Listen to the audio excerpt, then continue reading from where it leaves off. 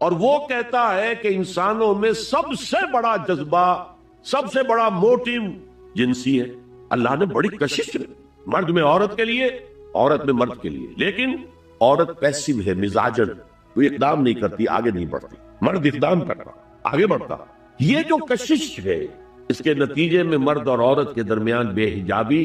گویا کہ آگ پر تیل ڈالنا ہے، آگ بڑھ گئی۔ اسلام نے اس کو روکا ہے، پورا نظام اس کا معاشرتی، ایک بہت بڑا پردہ پورے معاشرے میں ہے، بہت بڑا پردہ، جیسے یہ چھوٹا سا پردہ آپ کو نظر آ رہا ہے نا، ادھر عورتیں ادھر مرد ہیں۔ اب یہ ہے بہت پیاری آیت ہماری خواتین کے لیے قابل غور۔ نیک بیویاں تو وہ ہیں جو تابع دار ہوں، اطاعت کیش ہوں، مردوں کا کہنا مانے، ان کی اطاعت کریں، حافظات للغیب، اور غیب میں ان کے لیے محافظ بنے، ان کے مال کا کی بھی حفاظت کرے۔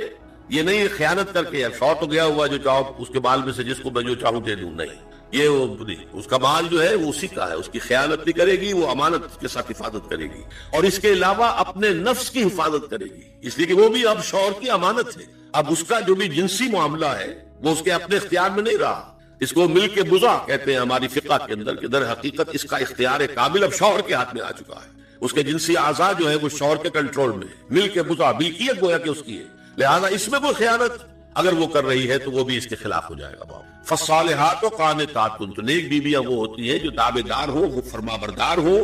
اور غیب میں یعنی شوہروں کی عدم موجودگی میں، جبکہ وہ موجود نہیں ہے، حفاظت کرنے والی ہو، اور وہ حفاظت مال کی بھی اور اس کے ان اپنے نفس کی بھی۔ اور یہ کام آسان نہیں ہے، آپ کو معلوم ہے، شوہر کبھی 4 مہینے کے لیے باہر چلا گیا ہے، کبھی 1 سال کے لیے باہر چلا گیا ہے، عورت کے لیے اپنے نفس کو تھامے رکھنا، اپنی جنسی خواہشات کو، فرض کی جوان عورت ہے، اس کی اپنی بھی، اس کی بھی تو نفسانی خواہشات ہیں، تو آسان کام نہیں ہے۔ یہی وجہ ہے، آپ کے علم میں ہوگا کہ واقعہ بڑا عجیب پیش آیا تھا، اس کو بیان کرتے ہوئے شرم بھی آتی ہے۔ حضرت عمر رضی اللہ تعالیٰ عنہ اپنی رات کے گشت میں ایک مکان کے پاس سے گزر رہے تھے، تو انہوں نے سنا کہ ایک عورت جو ہے بڑے درد بڑے الفاظ میں کچھ گا رہی ہے۔ اگر مجھے اللہ اور اس کے رسول کا فرق کا خوف نہ ہوتا تو تم دیکھتے کہ اس وقت میری چارپائی جو ہے چرچرا رہی ہو۔ تو اس پر حضرت عمر جو ہے وہ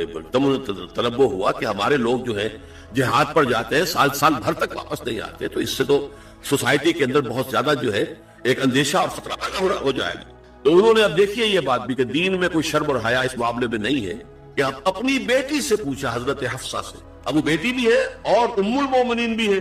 حضور کی اہلیہ ہے تو ام المومنین ہے، لہذا حضرت عمر کے لیے بھی ماں کے درجے میں ہے، اگر کہیں حضرت عمر کی صاحبزادی، کہ تم مجھے بتاؤ حفصہ ایک عورت زیادہ سے زیادہ کتنے عرصے تک صبر کر سکتی، اور کوئی قباحت محسوس نہیں کی حضرت حفصہ رضی اللہ تعالی عنہا نے، 4 مہینے۔ تو پھر انہوں نے یہ آرڈر نافذ کر دیا، کوئی مجاہد 4 مہینے سے زیادہ جو ہے وہ محاذ پر نہ رہے، لازماً وہ آئے چھٹی لے کر اور وہ گھر پہنچے۔ آپ اس کی روشنی میں دیکھیے جو کچھ ہمارے ہاں ہو رہا ہے، امارات میں جو لوگ کام کرتے ہیں، سعودی عرب میں کام کرتے ہیں، باہر کے ممالک میں کام کرتے ہیں، جوان بیویوں کو یہاں چھوڑ جائے، پھر جو قصے ہوتے ہیں، جو سکینڈلز ہوتے ہیں، پھر جب وہ شوہر صاحب تشریف لاتے ہیں تو وہ دیور اور بیوی جو ہے مل کر اسے قتل کرتے ہیں، اس لیے کہ یہاں تو دنیا بدل چکی ہے، دیور کے اور بھابھی کے رشتہ کچھ اور ہی بن چکا ہے، لہذا وہ قتل بھی کرتے ہیں، مال بھی سارا لے لیتے ہیں۔ یہ ساری خبریں آپ اخبارات میں پڑھتے ہیں، یہ کیوں ہے؟ فطرت کے خلاف ایک طرز اولاد اختیار کر رہے ہیں، یا تو اپنی فیملیز کو ساتھ لے کر جائیں گے، یا یہ ہے کہ پھر یہ وقفہ کا جو ہے معاملہ زیادہ، میں سمجھتا ہوں اس حدیث کے بعد جو حضرت عمر کا فیصلہ تھا 4 مہینے کا، اس سے زائد جو ہے باہر سٹے کرنا، اپنے گھر نہ آنا، ایک اعتبار سے گناہ کے درجے کی بات ہو جائے گی۔ علیکم بسنتی و سنت الخلفاء الراشدین المہدیین، تمہارے ذمے ہے میری سنت بھی اور خلفاء راشدین جو ہے میری ان کی سنت۔ انسانی تمدن کا اہم ترین اور بنیادی ترین مسئلہ کیا ہے؟ تمدن کا ایک ہے انسانی زندگی کا مسئلہ۔ انسانی زندگی کا سب سے پہلا مسئلہ وہی ہے کہ جو حیوانی زندگی کا بھی ہے، اپنی مادی ضروریات، پیٹ کھانے کو مانگتا ہے، سب سے پہلے یہی ہے، اس میں کوئی شک نہیں۔ لیکن اس کے بعد جب دو انسان ملتے ہیں اور اس سے تمدن شروع ہوتا ہے، اس کا سب سے بڑا مسئلہ ہے انسان کی شہوت۔ اللہ نے 2 جنسیں بنا دی ہیں، مرد ہے عورت ہے، اور ان دونوں کے درمیان تعلق سے نسل آگے چلتی ہے۔ اب اس معاملے کو کیسے ہارنس کیا جائے، کیسے منظم کیا جائے، یہ جذبہ بہت پوٹنٹ ہے۔ جو فرائڈ نے کہا ہے، بس میں یوں سمجھیے کہ ذرا زیادہ مرچ مسالہ لگا دیا، ورنہ اس میں کوئی شک نہیں کہ یہ بہت ہی پوٹنٹ جذبہ ہے انسان کا۔ انسٹنکٹ جو ہے، سیکس کا انسٹنکٹ، وہ بہت مضبوط ہے، بہت قوی ہے، لیکن جو شاید جتنی قوی ہو اتنا ہی اسے پھر، جو گھوڑا جتنا منظور ہو اتنا ہی اس کو لگام دینا جو ہے وہ آسان نہیں ہوتا، اس کے لیے پھر مشقت کرنی پڑتی ہے۔ تو اب اگر کہ اس سیکس کو اوپن کر دیا جاتا، کھلا سیکس، فری سیکس، آج کل یہ لفظ استعمال ہوتا ہے، فری سیکس، کیوس ہوتا، تمدن میں فساد ہو جاتا۔ اس کے لیے شادی کا معاملہ کہ ایک عورت کا ایک مرد کے ساتھ رشتہ رہے، سب کو معلوم ہو کہ یہ اس کی بیوی ہے، یہ اس کا شوہر ہے، تاکہ اس طریقے سے نسب کا معاملہ بھی چلے اور ایک خاندانی ادارہ وجود میں آئے، ورنہ تو خاندانی ادارہ بس کیسے وجود میں آئے گا؟ فری سیکس میں تو خاندانی ادارہ وجود میں آ ہی نہیں سکتا۔ تو شادی کا، نکاح کا یہ رشتہ جو ہے، یہ اللہ تعالیٰ نے اختیار کیا اور یہ انسانوں کو سکھایا۔ اور آج کی دنیا میں تو جو یہ مرد و عورت کی مساوات کا سلسلہ ہے، یہ شیطان کا سب سے بڑا فلسفہ اور معاشرے میں فساد اور گندگی پیدا کرنے کا اس کا سب سے بڑا ہتھیار ہے۔ اور اب جو کچھ روی سوی اقدار ہمارے ایشیا کے ممالک جو ہے، زیادہ تر مسلمان ممالک ہیں، ان میں خاندانی نظام کی جو بچی کھچی شکل رہ گئی ہے، اس کو برباد کرنے کے لیے یہ قاہرہ کانفرنس اور بیجنگ کانفرنس، اس ایشیا کا گھیراؤ دونوں طرف سے، مشرق سے مغرب سے، کہ عورت کو آزاد کرو، عورت کو اٹھاؤ، ایمانسیپیشن کے نام پر، آزادی کے نام پر، اور مرد و عورت کی مساوات کے نام پر، تاکہ خاندانی نظام ٹوٹ کر رہ جائے، جیسے کہ ان کے ہاتھ ٹوٹ چکا۔ خاندانی نظام نے، یہ کلنٹن صاحب نے کہا تھا اپنے سال 9 کے میسج میں کہ ان قریب ہماری قوم، امریکن نیشن، بہت جلد اس کی اکثریت حرامزادوں پر مشتمل ہوگی، born out of wedlock, وہ کسی شادی کے نکاح کے نتیجے میں کوئی وجود میں نہیں آئے، زنا کے نتیجے میں وجود آئی ہوئی قوم ہوگی۔ ون پیرنٹ فیملی رہ گئی ہے، ماں ہی باپ ہے، وہی ماں ہے، اور وہ دونوں وہ جانتے ہی نہیں۔ اب وہاں بڑی ایک مہم منتظری ہے کہ ہر انسان کا حق ہے دوسرے ماں کو میرا باپ کون ہے۔ وہاں تو بہت سے لوگ پتہ ہی باپ کون ہے، ذرا کیا پتہ۔ یہ تباہی ہے جو اس معاشرے پر آ چکی ہے، اور ہمارے ہاں بھی لوگ اسی معاشرے کی نقالی پر چل رہے ہیں۔ مجھے سرون قابل محیث اور وہ عورتوں کے ایام ماہواری کے بارے میں آپ سے سوال کر رہے ہیں، قل هو اذن، کہہ دیجئے وہ ایک ناپاکی بھی ہے اور ایک تکلیف کا مسئلہ بھی ہے۔ فاعتزلوا النساء فی المحیض، تو حیض کی حالت میں اگر تمہاری بیویاں ہوں تو ان سے علیحدہ رہو، مقاربت نہ کرو۔ ولا تقربوهن حتی یطہرن، اور ان سے مقاربت نہ کرے یہاں تک کہ وہ پاک ہو جائیں۔ فاذا تطہرن، اور جب وہ خوب پاک ہو جائیں، فاتوهن من حیث امرکم اللہ، تو اب ان کی طرف جاؤ، جو بھی تمہیں تعلق قائم کرنا ہے کرو، جہاں سے کہ تمہارے رب نے تمہیں حکم دیا، اللہ نے حکم دیا ہے۔ یہ اللہ کا حکم کیا ہے؟ یہ ہے امر طبیعی، ہر انسان جانتا ہے، ہر حیوان کو معلوم ہے، وہ طبیعی شے ہے۔ لیکن یہ کہ اب عورتوں کے ساتھ بھی اگر انسان جو ہے وہ لواطت کا فعل شروع کر دے، قوم عمل لوط، تو ظاہر بات ہے کہ عمل قوم لوط وہ چیز جو ہے غلط ہے، وہ حرام ہے۔ یہ تو اللہ تعالیٰ نے جو بھی تمہاری فطرت میں ڈالا ہے راستہ، وہ در حقیقت من حیث امرکم اللہ، ان اللہ یحب التوابین و یحب المتطہرین، یقیناً اللہ محبت کرتا ہے بہت توبہ کرنے والوں سے اور بہت پاک بازی اختیار کرنے والوں سے، ان ناپاک چیزوں سے دور رہنے کی۔ نساؤکم حرث لکم، تمہاری بیویاں تمہارے لیے کھیتی کے مانند ہیں، جیسے کھیت میں بوتے ہو، فصل کاٹتے ہو، بیویوں کے ذریعے سے اللہ تعالیٰ تمہیں اولاد عطا کرتا ہے۔ فاتوا حرثکم انا شئتم، جو بھی کھیتی والی جگہ ہے ادھر تم جاؤ، جدھر سے جاؤ، یعنی اس میں یہ ہے کہ کوئی رکاوٹ نہیں ہے۔ اللہ کے سوا کسی اور کی اطاعت جس سے اللہ کی معصیت لازم آتی ہو، شرک۔ لا طاعت لمخلوق فی معصیت الخالق، مخلوق میں سے کسی کی اطاعت نہیں ہوگی کہ اس معاملے میں جس میں خالق کی معصیت لازم آئے۔ ہاں، خالق کے احکام کے اندر والدین کا حکم بھی مانو، اطاعت کرو، اساتذہ کا حکم مانو، کسی اور کو اپنا لیڈر مانا ہے اس کا حکم مانو، لیکن ناٹ بیونڈ، وہ جو سرکل ہے کتاب و سنت کا، اس سے باہر نہیں۔ لا طاعت لمخلوق فی معصیت الخالق، یہ آپ الجبرے کے فارمولے کے طور پر اپنے سامنے رکھیے، اب اسے اپلائی کیجئے۔ جیسے فارمولوں کے ذریعے سے پھر بڑے بڑے وہ سم جو ہے وہ حل کیے جاتے تھے سوالات۔ صبح کا وقت ہے، آنکھ بھی کھلی ہے، کوئی اذان کی آواز بھی کان میں آئی ہے، آپ کا نفس کہتا ہے ابھی سو دی، آپ نے اپنی چادر یا کمبل کو درست کیا اور کروٹ لیا، یہ کیا ہے؟ آپ نے کس کا حکم پیچھے پھینکا اور کس کا حکم مانا؟ اللہ کے حکم کو پیچھے پھینک دیا، نفس کے حکم کو آگے رکھ۔ یہ شرک، اس شرک کو جاننے والے بہت کم ہیں۔ مولانا روم نے خوب کہا تھا، نفس ماں ہم کم ترس فرعون نیست لیکن ایراعون نیست، میرا نفس بھی فرعون سے کم نہیں ہے۔ فرعون نے کہا تھا نا، الیس لی ملک مصر وہذہ الانہار تجری من تحتی، کیا اس ملک کے مصر کی حکومت میری نہیں ہے؟ اور سارا جو یہ آب پاشی کا نظام ہے، انہار کا نظام ہے، وہ میرے کنٹرول میں نہیں ہے؟ جس کا چاہوں موگا کھلا رکھوں، جس کا چاہوں بند کر دوں۔ یہ تھا خدائی کا دعویٰ، انا ربکم الاعلی۔ تو مولانا روم کہتے ہیں میرا نفس بھی اس سے کمتر نہیں ہے، وہ کہتا ہے یہ جسم میرا ہے، اس پر میرا حکم چلے گا، میں نہیں جانتا کون اللہ کون رسول، کیا حرام کیا حلال۔ تو فرعون سے کم تو نہیں ہے میرا نفس، لیکن ایراعون اس کی بہت مدد تھی، فوج تھی، لاؤ لشکر تھا، تو اس نے زبان سے بھی کہہ دیا کھل کر انا ربکم الاعلی۔ میں مسکین ہوں، غریب ہوں، میرے پاس کوئی طاقت نہیں ہے، میں زبان سے تو کچھ نہیں کہہ سکتا، اندر سے میرا نفس یہی کہتا۔ یہ نفس کی حکومت قرآن کہتا ہے، میں حیران ہوتا ہوں، دو جگہ یہ مضمون آیا ہے۔ अरअयत मन इत्तखज़ इलाहहु हवाहु अफअन्त तकूनु अलैहि वकीला। ذہن में आता है कि फिर सहाबा किराम का वो तक़द्दुस, उनका वो मकाम जो हमारे जहनों में होना चाहिए। जैसे अल्लामा इक़बाल ने कहा कि दर दिले मोमिन मकाम मुस्तफ़ा, मोमिन के दिल में मकाम है मोहम्मद रसूलुल्लाह सल्लल्लाहु अलैहि वसल्लम का। तो नबी अकरम सल्लल्लाहु अलैहि वसल्लम के सहाबा का मुआमला भी उसी नौइयत का। मुसलमानों के दिल में उनका एहतराम, उनसे मोहब्बत, उनकी ताज़ीम अब ये होनी जरूरी है। लेकिन ये चीजें वो हैं कि जिसकी वजह से बहुत से ख्यालात ज़हन में आते हैं, बहुत से सवालिया निशानात जो है वो उठ खड़े होते हैं कि उनके बारे में क्या राय कायम की जाए। और अगर कोई शक फर्ज कीजिए कि उसका मौजू है तारीफ, वो कोई तहकीक और तफ्तीश का काम भी करता है, कोई तौजीह भी करना चाहता है, क्या मामला हुआ, किसकी ज्यादती हुई, कौन गलती पर था।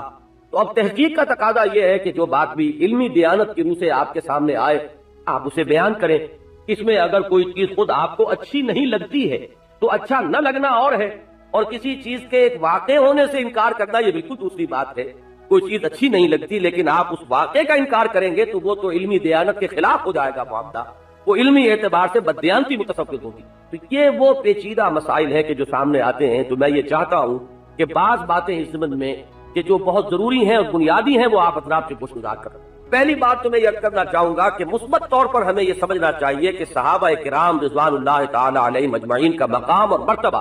अज़रूए कुरान क्या, कुरान ने उनके बारे में क्या कहा। मैंने जो आयत अभी आपको दो पढ़कर सुनाई है, एक आयत जो आखिरी है वो बहुत तवील है, पहली आयत जो है वो इतनी तवील नहीं है। ये दोनों आयत जो है ये सूरह फतह की आखिरी दो आयत। इनमें से पहली आयत तो वो है कि जो कुरान मजीद में अपने मजमून के एतबार से 3 मकामात पर आई। अगरचे मैंने कई जगह अर्ज किया है कि ये तकरार महज कभी नहीं होती कुरान में, जहां कहीं वो आ रही है तो वहां किसी नए कॉन्टेक्स्ट में आ रही है, नए मफहूम को वाज़ेह करने के लिए आ रही है। लेकिन बहरहाल जाहिरी तौर पर तो नजर आता है कि हुवल्लज़ी अरसला रसूलहू बिलहुदा व दीनिल हक़्क़ लियुज़हिरहू अलद्दीन कुल्लिह। ये अल्फाज जो है कुरान मजीद में बगैर एक शोशे के फर्क के 3 जगह पर आए। सूरह तौबा में भी आए, यहाँ सूरह फतह में आए, फिर 28वें पारे में सूरह सफ में आ रहे हैं। सूरह तौबा और सूरह सफ में इन अल्फाज के बाद अल्फाज आते हैं वलौ करिहल मुशरिकून। और ये जो मकाम है जिससे मैंने अभी तिलावत की है ये आयत, वहां जो आखिरी टुकड़ा है वह कफा बिल्लाहि शहीदा,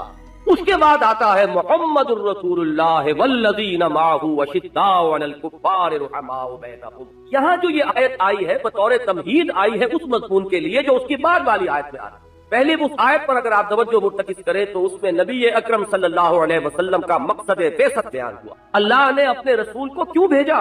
उनके भेजने की गर्ज क्या है, गायत क्या है, मकसद बेसत मोहम्मदी अलैहिस्सलातु वस्सलाम क्या है, उसे अच्छी तरह समझ। इसलिए कि मकसद के तायुन ही से फिर किसी शख्सियत के अपने मकाम और मर्तबे का तायुन होता है। किसी ने अपने सामने गोल क्या रखा था, आइडियल क्या था, मकसद क्या मुअय्यन किया था, तभी आप तय करेंगे कि वो कहां तक पहुंच सका,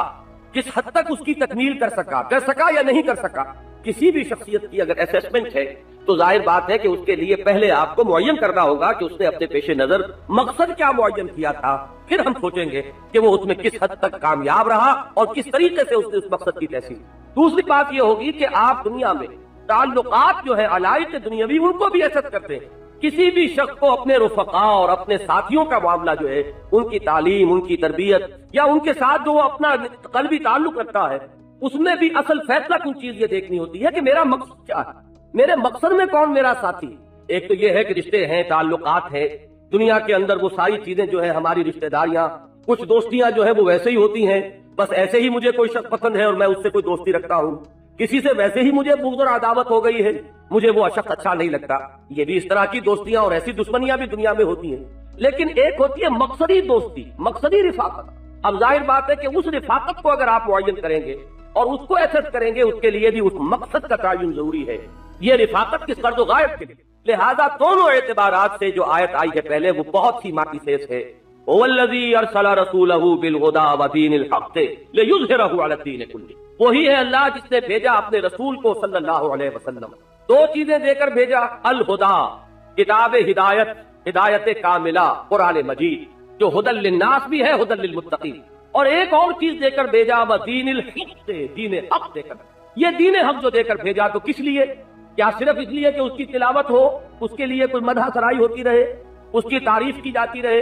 या इसलिए कि वो दीन, वो निजाम दीन जो है वो तो दर हकीकत उसके मानी अगर कोई बनते हैं तो जबकि वो कायम हो और नाफिज, جب تک کہ کوئی نظام قائم نہیں ہے۔ اچھے سے اچھا نظام آپ دنیا کے سامنے پیش کر دیجئے، نظری اعتبار سے کتابوں میں لکھ دیجئے، اعلیٰ سے اعلیٰ نقشہ کھینچ دیجئے، وہ بیکار ہے، بے معنی ہے، وہ کوئی حجت نہیں بن سکتے جب تک کہ آپ اس نظام کو دنیا میں قائم کر کے نہ دکھا دیں، چلا کر نہ دکھا دیں۔ ورنہ آپ کے علم میں ہے کہ ریپبلک نامی کتاب لکھی افلاطون نے، کب لکھی؟ سمجھیے کہ حضرت مسیح علیہ السلام سے بھی 300-400 برس پہلے وہ کتاب لکھی جا رہی ہے، آج اس کو تقریباً 2,000 برس ہونے کو آ گئے، لیکن وہ کتاب جو ہے چاہے وہ اپنی جگہ پر کتنا ہی اس نے اپنی لیاقت اور ذہانت کا اس میں ثبوت دے دیا ہو، نظام ایسے ہونا چاہیے، حکومت ایسے ہونی چاہیے، سوسائٹی کو اس طریقے سے آرگنائز کرنا چاہیے، لیکن وہ کتاب ایک یوٹوپیا قرار پائے گی، اس لیے کہ وہ سوسائٹی نہ آج تک دنیا میں قائم ہوئی، نہ اس نہج کا کوئی نظام دنیا میں قائم کر کے دکھایا جا سکا، چلا کر دنیا کے سامنے بطور دلیل پیش کیا جا سکا۔ وہ ایک خیالی جنت ہے یوٹوپیا۔ محمد الرسول اللہ صلی اللہ علیہ وسلم کا امتیاز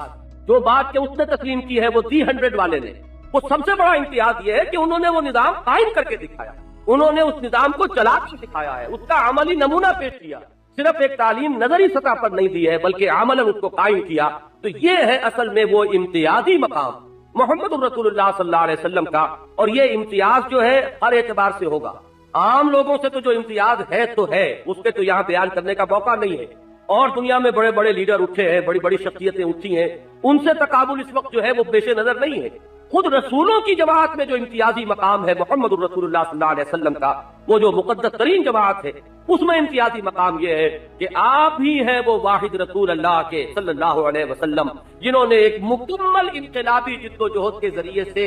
اپنی حیات طیبہ میں کل 22 برس کی محنت و مشقت اور جد و جہد کے نتیجے میں وہ نظام دین حق بتمام و کمال قائم کر کے دکھا۔ اس کی کوئی مثال آپ کو نہیں ملے گی، حضرت موسیٰ علیہ السلام میں دیکھیے تو نہیں ملے گی، حضرت عیسیٰ علیہ السلام کا معاملہ تو بہت ہی ابتدائی سٹیجز میں رہا ہے، اب وہ نزول مسیح کے بعد جو معاملات ہوں گے وہ اس سے متعلق نہیں ہیں۔ حضرت ابراہیم علیہ السلام جو امام الناس ہیں، ابو الانبیاء ہیں، خلیل اللہ ہیں، ان کو اگر آپ بلا تشبیہ اگر بات سمجھنا چاہیں، ان کا کارنامہ حیات بالکل اس بوڑھے باغبان کے مانند ہے جو کہیں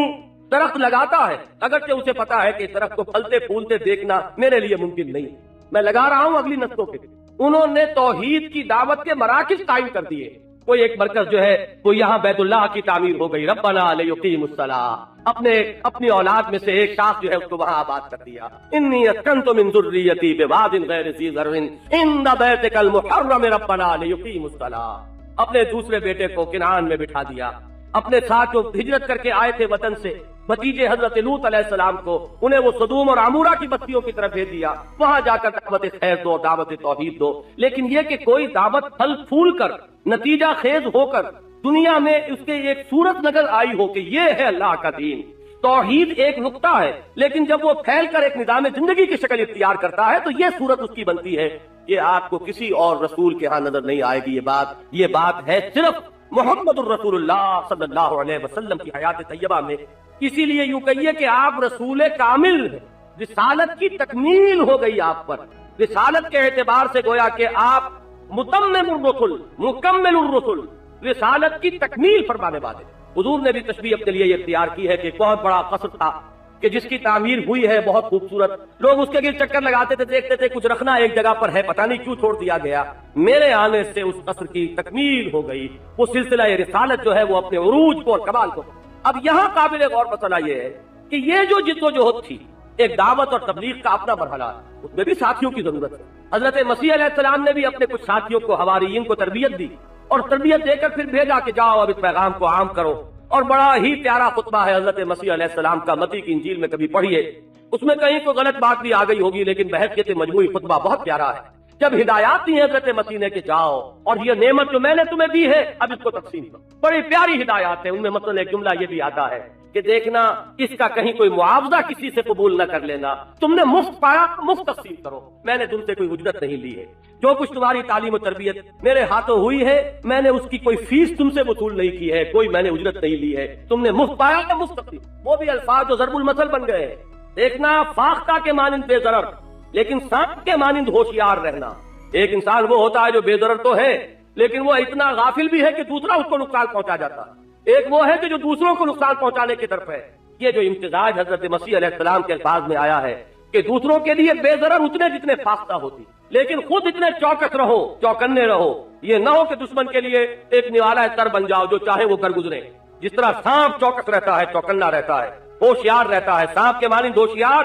لیکن فاختہ کے مانند بے درک۔ تو معاملہ یہ ہے کہ دعوت ہو، تبلیغ ہو، تعلیم ہو، ویسے تو ہر معاملے میں ضرورت ہے کمپینینز کی، کامریڈز کی، کولیگز کی، جو ساتھی ہو اس کام کے اندر دست و بازو بنے۔ لیکن انقلابی جدوجہد وہ چیز ہے کہ جہاں معاملہ صرف تلقین و تبلیغ کا نہیں رہتا، وہاں تصادم آتا ہے، وہاں جان کی بازی کھیلنی پڑتی ہے، وہاں اپنی جانوں کا نظر پیش کرنا پڑتا ہے، وہاں جو ساتھ دے سکے، وہاں جو ساتھی بن سکے، وہاں جو دست و بازو بنے۔ وہاں اگر کسی کی شان یہ ہو کہ جہاں ان کے رہنما، ان کے لیڈر جن کے پیچھے وہ چل رہے ہو، اگر ان کا پسینہ گر رہا ہے تو وہاں اپنا خون بہانے کو وہ اپنے لیے موجب سعادت سمجھے، تب وہ انقلاب اپنے تکمیلی مرحلے کو پہنچتا ہے، تب بات آخری درجے تک پہنچے گی۔ اگر ایسے رفقا، ایسے جانثار، ایسے ساتھی، ایسے آوان و انصار میسر نہ آئے کسی وجہ سے، تو یہ جان لیجئے کہ پھر ایک شخص کے بل پر بات آگے نہیں چل سکتی۔ میں اس کو ثابت کر دینا چاہتا ہوں خود قرآن مجید سے۔ میں نے ابھی ذکر کیا حضرت موسیٰ علیہ السلام کا،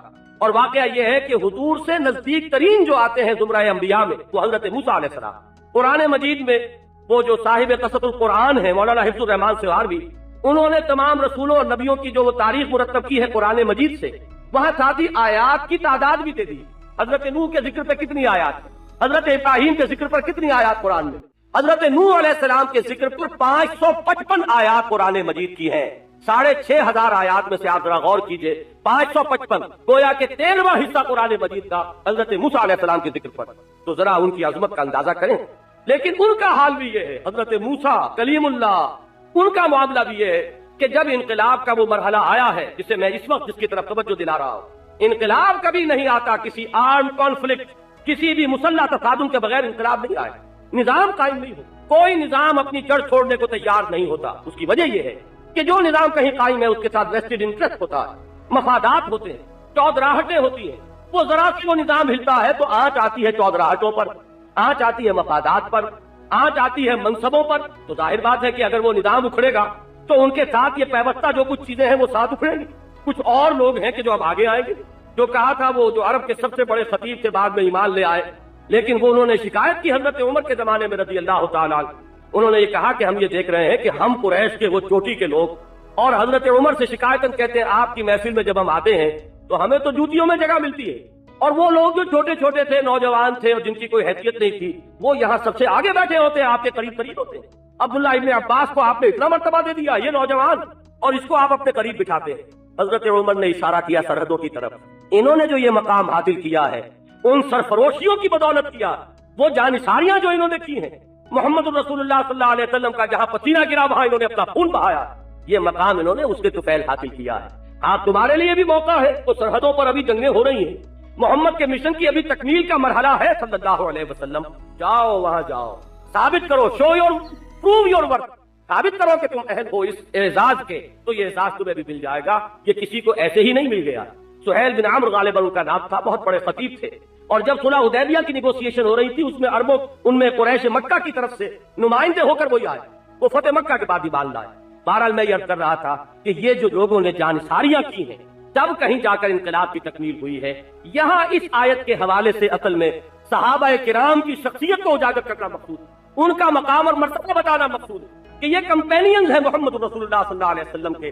حضرت موسیٰ کے ساتھیوں نے جب وہ مرحلہ جنگ کا آیا تو صاف ٹکا سا جواب دے دیا، اذهبوا انت وربك فقاتلا انا هنا قاعدون، جائیے آپ اور آپ کا رب جنگ کریں، ہم تو یہاں بیٹھے، ہم لڑنے کے لیے تیار ہیں۔ اس لیے کہ وہ قوم جس سے لڑنے کے لیے کہا جا رہا ہے بڑی زور آور قوم، ان فیہا قوما جبارین، بڑی زبردست قوم، بڑے طویل القامت تھے وہ لوگ کہ جن سے لڑنے کا حکم دیا جا رہا تھا، لہذا ہمارے اندر سکت نہیں ہے، جاؤ خود لڑو، ہم یہاں بیٹھے۔ اس کے بعد نتیجہ کیا نکلا؟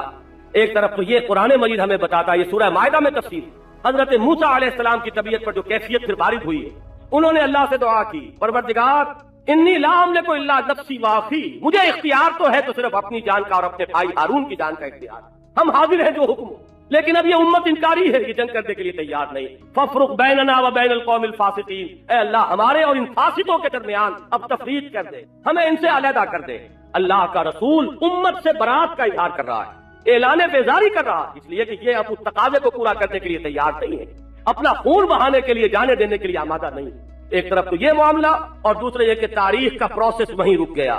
عمل وہیں رک گیا، اس لیے کہ اب وہ انقلاب کا پروسیس 40 बरस मौखर कर दिया गया। अल्लाह ताला ने फरमाया अगर ये आ जाते मैदान में तो हम मदद करते, और हम दे चुके थे इन्हें ये अर्ज़ मुक़द्दस, ये तो इनके लिए तय की जा चुकी थी। इनकी इस कम हिम्मती की वजह से फ़इन्नहा मुहर्रमतुन अलैहिम 40 सनतन यतीहूना फिल अर्ज़, अब 40 बरस तक इन पर हराम कर दी गई। ये इसी तरीके से सहरा में भटकते फिरेंगे। 40 बरस की वो सहरा नवर्दी है, वो फिर वो नस्ल खत्म हो गई जो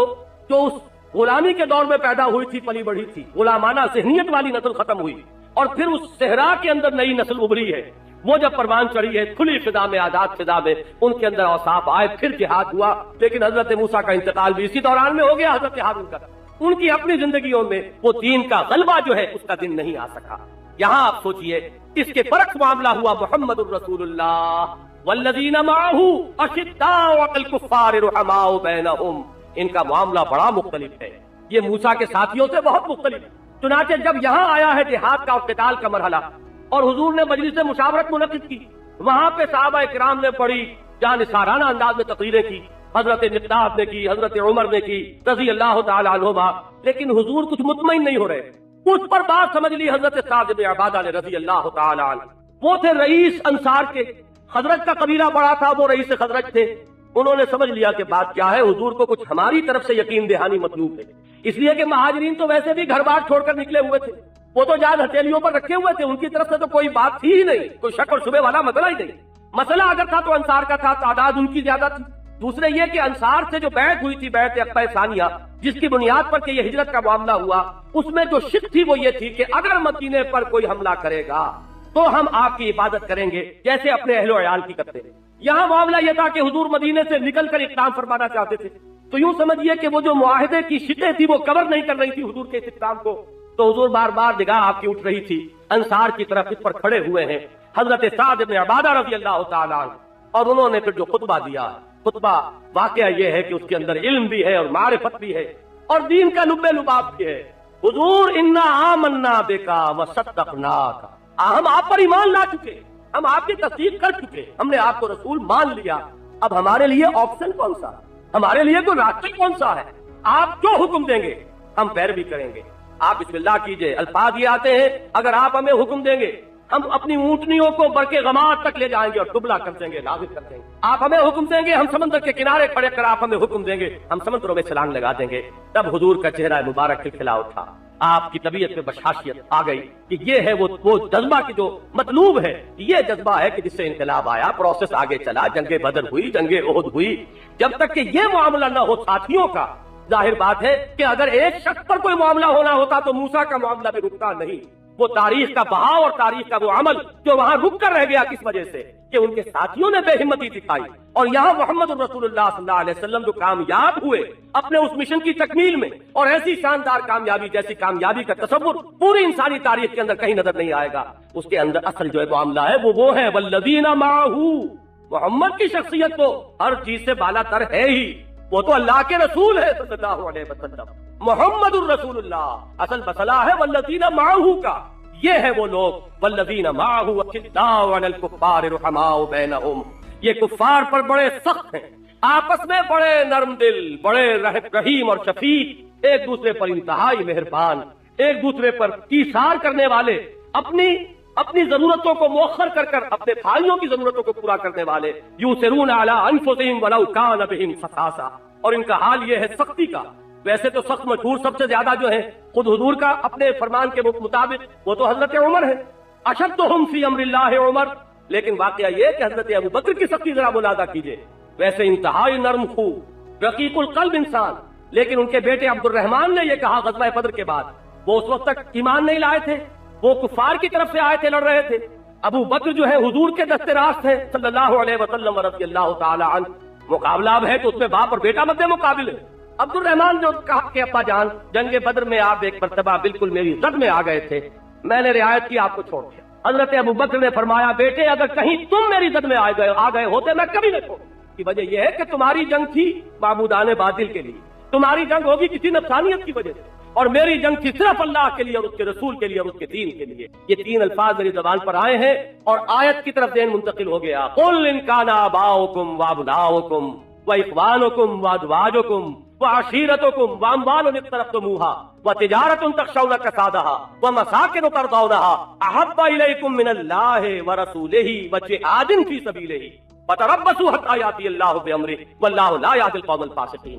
اگر یہ علائق دنیاوی اور یہ مال و اسباب دنیاوی محبوب تر ہو اللہ سے اور اس کے رسول سے اور اس کی راہ میں جہاد سے، تو جاؤ دفع ہو جاؤ، منتظر رہو یہاں تک کہ اللہ فیصلہ سنا دے، اور اللہ کا فیصلہ تو پہلے ہی ہے۔ ایسے فاسقوں کو اللہ ہدایت نہیں دے۔ یہ ہے انداز کہ اگر یہ چیزیں محبوب تر ہیں تو تمہاری جنگ تو تھی ان میں سے کسی چیز کے لیے، اور میری جنگ جو تھی وہ اللہ کے لیے اور اس کے رسول کے لیے اور اس کے دین کے لیے تھی۔ تم نے اس رشتے کا لحاظ کیا، میں کبھی لحاظ نہ کرتا۔ یہ ہے اشداء علی الکفار رحماء بینہم، ان کا ایک اور بس بیان ہو رہا ہے، تراہم رکعا سجدا یبتغون فضلا من اللہ ورضوانا۔ انہیں تم دیکھو گے رکوع کرتے ہوئے، سجود کرتے ہوئے،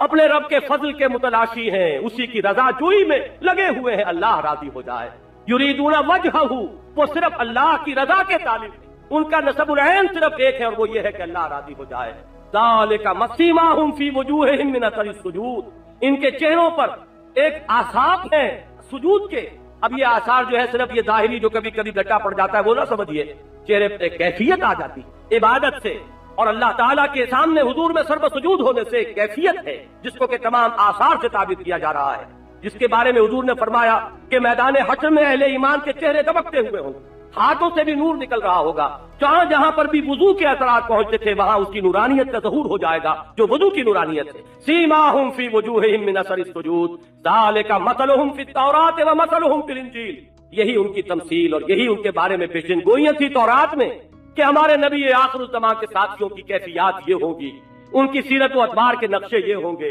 ذالک مثلہم فی التوراۃ ومثلہم فی الانجیل، یہاں مجھے وہ واقعہ یاد آ رہا ہے جو بیت المقدس کی فتح کے وقت پیش آیا کہ جب محاصرہ طویل ہوا تھا اور شہر جو تھا ہر اعتبار سے خود مکتفی شہر، فتیل اونچی، پانی اندر موجود وہاں پر، اور اجناس موجود ہے کھانے کے لیے، راشن موجود ہے، محاصرہ طویل ہو رہا ہے، فتح نہیں ہو رہی۔ اس وقت خود ان کی طرف سے عیسائیوں کے کچھ راہبوں اور عالموں کی طرف سے پیشکش ہوئی، مسلمانوں تم یہاں قیامت تک پڑے رہو گے تو یہ شہر فتح نہیں ہوگا۔ ہاں ہماری کتابوں میں ایک درویش بادشاہ کی صفات لکھی ہوئی ہیں جن کے ہاتھ پر یہ شہر فتح ہونا،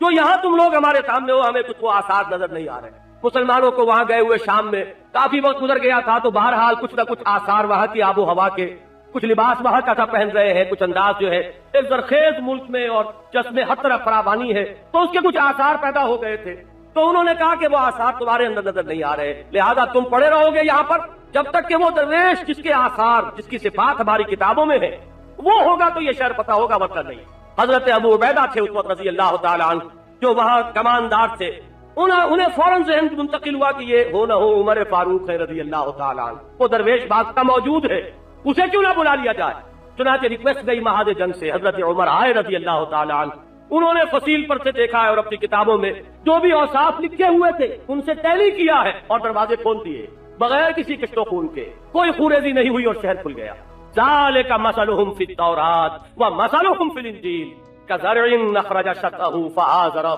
یہ جو جماعت ہے مقدس محمد کے ساتھیوں کی صلی اللہ علیہ وسلم ورضی اللہ تعالی عنہم اجمعین، ان کی ساتھیوں کی جماعت کو تشبیہ دی جا رہی ہے کہ جیسے کوئی کسان کوئی پودا لگاتا ہے، وہ پودا پھلتا ہے، پھولتا ہے، پہلے اس کا اقوا نکلتا ہے، پھر وہ ذرا اپنے تنے پر کھڑا ہوتا ہے، وہ تنا گدراتا ہے، پھر وہ اپنی پوری اس پختگی کو پہنچتا ہے، برگ و بار لاتا ہے۔ ظاہر بات ہے جیسے جیسا پودا پھلے پھولے گا وہ پودا لگانے والا جو کسان اور کاشتکار ہے اس کا دل بھی کھلتا چلا جائے گا، اس کو خوشی ہوگی، مسرت ہوگی، لیکن دشمن جو ہے وہ چلیں گے۔ یہی معاملہ ہے اس جماعت صحابہ کا رضی اللہ تعالی عنہم، كزرع اخرج شطأه فآزره فاستغلظ فاستوى على سوقه يعجب الزراع ليغيظ بهم الكفار، وہ جو کاشتکار ہے، کاشتکار کون ہے؟ یہ کھیتی صحابہ کرام کی جو ہے اس کا بونے والا کون؟ وہ ہے محمد الرسول اللہ صلی اللہ علیہ وسلم۔ ان کا دل باغ باغ ہو رہا ہے، میری لگائی ہوئی یہ کھیتی برگ و بار لا رہی ہے، یہ پھلی ہوئی ہے، یہ باغ پھلا ہوا ہے اور پھلوں سے لدا ہوا ہے، تو یہ کیفیت جو ہے یعجب الزراع بہت اچھی لگ رہی ہے اس کاشتکار اور کسان کو۔ لیغیظ بہم الکفار، کفار جو ہے ان کے دل کے اندر آگ لگی ہوئی ہے، اس جماعت سے حسد کے اندر جلے جا رہے ہیں اور بڑے جا رہے ہیں۔ قل موتوا بغیظکم میں جگہ آیا ہے، مر جاؤ اپنے اس غیظ کو اپنے دل میں لیے ہوئے، لیکن یہ کہ یہ کھیتی پھلی پھولے گی، یہی وہ کھیتی ہے جس کے بارے میں سورہ نور میں فرمایا وعد اللہ الذین آمنوا منکم وعملوا الصالحات لَيَسْتَخْلِفَنَّهُمْ فِي الْأَرْضِ، اللہ کا وعدہ ہے اے صحابہ کی جماعت، اللہ کا وعدہ ہے تمہارے ساتھ کہ تمہیں خلافت عطا فرمائے گا زمین کی، كَمَا اسْتَخْلَفَ الَّذِينَ مِن قَبْلِكُمْ، جیسے کہ خلافت عرضی اللہ نے عطا فرمائی تھی سابقہ رسولوں کی امتوں کو، سلیمان اور حضرت داؤد علیہ السلام، ان کی سطبت کو ذرا یاد کرو، محمد کے غلام جو ہے صلی اللہ علیہ وسلم وہ ان سے کہیں آگے نکل جائیں گے۔ كَمَا اسْتَخْلَفَ الَّذِينَ مِن قَبْلِهِمْ وَلَيُمَكِّنَنَّ لَهُمْ دِينَهُمُ الَّذِي ارْتَضَىٰ لَهُمْ وَلَيُبَدِّلَنَّهُمْ مِن بَعْدِ خَوْفِهِمْ أَمْنًا، ان کے لیے ان کے دین کو تمکن عطا فرمائے گا، غلبہ عطا فرمائے گا۔ اور یہ جو حالت خوف ہے جس میں سے اس وقت تم گزر رہے ہو، کہ معلوم ہوتا ہے کہ دشمنوں کے نرزے میں ہے اور 32 دانتوں کے مابین ایک زبان آئی ہوئی ہے، ایک وقت آئے گا کہ امن ہوگا، کوئی تمہیں اندیشے نہ رہیں گے، اللہ تمہیں غلبہ عطا فرمائے گا۔ یہ ہے صحابہ کی جماعت اتلو قرآن جن سے وعدے کیے گئے۔ میں اس دوسری آیت کے حوالے سے یہ بھی عرض کر دوں، حضرت علی رضی اللہ تعالیٰ عنہ نے اسی آیت کو بنیاد بنایا تھا اپنے ایک استدلال کی، ان کا خطبہ نہج البلاغہ میں موجود ہے، آج بھی موجود۔ معاملہ یہ پیش آ گیا تھا کہ جب ایران میں جنگ جاری تھی تو ایک مرحلہ ایسا آیا کہ مسلمانوں کو کچھ ریورسل ہوئی، محسوس ایسا ہوا کہ کہیں شکست نہ ہو جائے، یہ پورے سیلاب کا رخ نہ بدل جائے۔ حضرت عمر نے اس وقت ایک فیصلہ کیا کہ میں خود جاؤں گا بہاد جنگ پر، اس لیے کہ یہ معاملہ جو ہے ایک دفعہ آپ کو معلوم ہے اگر ٹیبلز آر ٹرن تو پھر معاملہ جو ہے روکنا بڑا مشکل ہو جائے گا، لہذا میں خود جاؤں گا بہاد جنگ پر اور خود قیادت کروں گا مسلمان افواج کی۔ اس وقت مجلس مشاورت میں جو شورا تھی اس میں حضرت علی نے کھڑے ہو کر خطبہ دیا، انہوں نے اسی آیت کے استدلال کی بنیاد بنایا